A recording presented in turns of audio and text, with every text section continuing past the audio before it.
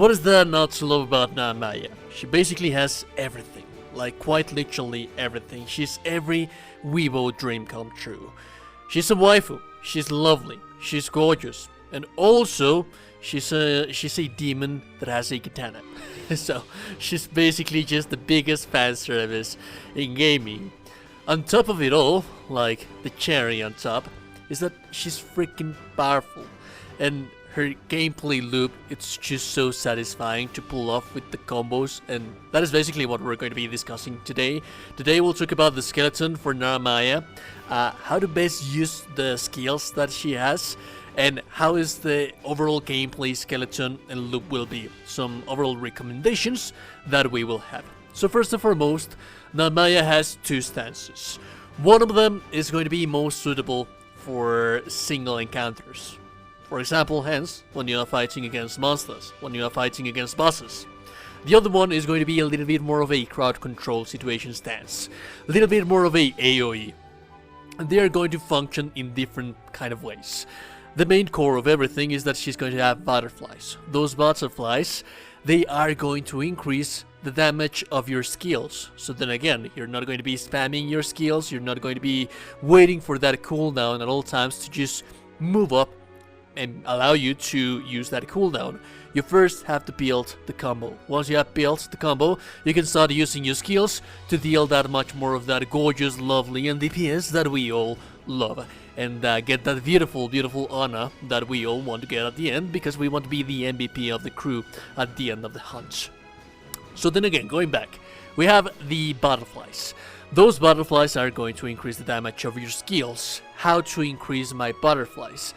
In the two different stances, there's going to be different ways for you to achieve that. On the single player enemy, the one that you're going to be just facing one single enemy, it's by completing combos. That combo, whenever you complete it, whenever you see Narmaya plunging into the air, doing that kind of spin attack, that is, once you complete that, you're going to be rewarded with one butterfly. On the other hand, when you are on the crowd control, the best way to build those butterflies to increase the overall effectiveness of everything is going to be by holding down the regular attack button.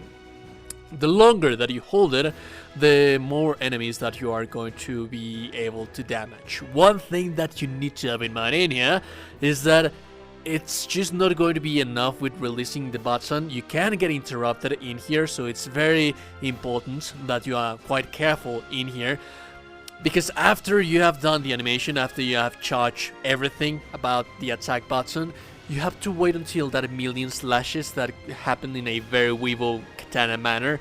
Once that animation has finally triggered, that's when you're going to be rewarded with your butterfly. You can get interrupted even after you have completed the charge button, so you have to be very mindful about that.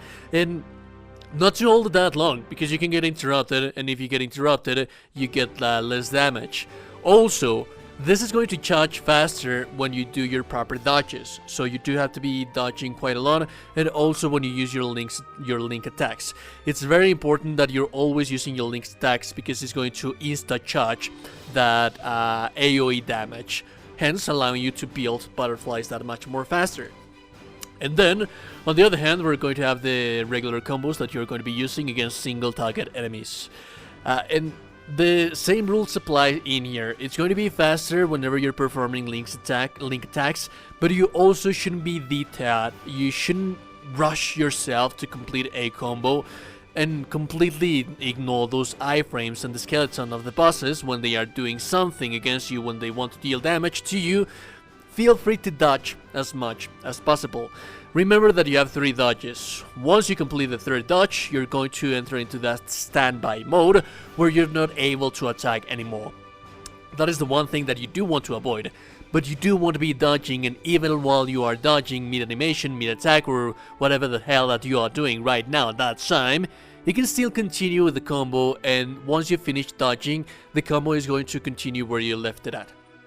So you shouldn't be feeling pressured that you need to complete the combo, that you not need to dodge the enemy attacks because you need to complete the combo to get the butterflies. By all means, do your combo, but also you do your dodges. After you have done with your dodges, you're going to continue with the combo where you left at before you actually dodge, so that you can continue doing your butterflies. And yeah, that's pretty much the basic of everything. That's the core and skeleton of Narmaya. Now let's talk about the skills and which is the best way to use them. So they are very similar into the different roster of the characters, although they do have their different usages and some little differences that you would use around here, and depending on the skeleton and the gameplay loop that each character has. On this case, for example, we have the Kaio Kagetsu. Kaio Kasuigetsu. Yes, we have this in the Kaio Kasuigetsu. This is, remember that every time that you charge your butterflies, they are going to deal that much damage, they are going to be more effective, not necessarily more damage, but they are going to have special effects, special things, and this one is just going to deal more hits based on the butterfly counts. However, building those butterflies, it actually takes quite a bit, and for you to increase and maximize the damage and the DPS, you do have to build them quite often, and I wouldn't advise for you to be like building just one butterfly and then immediately spamming one single skill. My advice for you to get the highest honor and be the MVP of the crew at the end of the day is just build as many butterflies as you can, and then unleash them with a very, very powerful skill, and the rest of them, use them at your leisure for different purposes. Like for example, this one. This is one of the skills that I do not advise for you to spend butterflies on. The Kaio Kasuigetsu, it's just going to be a fast lunging attack that is going to close the distance with the enemy. Narmaya, it has to be said, she doesn't have that much mobility as Siegfried, for example, or Lancelot would have. She can't move throughout the battlefield that much, that fast. She has to be relying on the Kaio Kasuigetsu. But just be aware that you should also be mindful about not spending your butterflies on this skill, because you want to be using your butterflies on different skills. This is just going to be the mobility skill. You can be spamming this as often as you need. Do not overuse it. It do not swap your overall butterfly builds by spamming this as soon as you have it available. I would advise for you to use this just as a means of what it is, to close the distance with the enemy. Then we have Setsuna. This is one of the ones that I'd say that it's kind of situational. This is also going to be dependent on what kind of enemies, what kind of mission are you playing. If you're playing a mission that has quite a lot of AoE enemies, then by all means, this is a very, very good one. This is just a more powerful version, a overpowered version of your original combo stance, where you would have the charge attack for AoE damage. This is just a little bit better, and also it has insta charge because it charges faster, it deals quite a bit of damage. It also charges faster depending on your butterfly counts. If you have quite a lot of butterflies, it's going to be an insta cast. That insta cast is just basically free damage that you should always be using whenever you're fighting against several amounts of enemies, and this is the one that I would save for those specific situations. Then we have Transient. One thing that I didn't mention is that the skills are also going to change depending on the stance that you are on. The animation and how they work and how they function, they are going to change, meaning some of them will be more based on AoE damage or a single attack, single hit damage.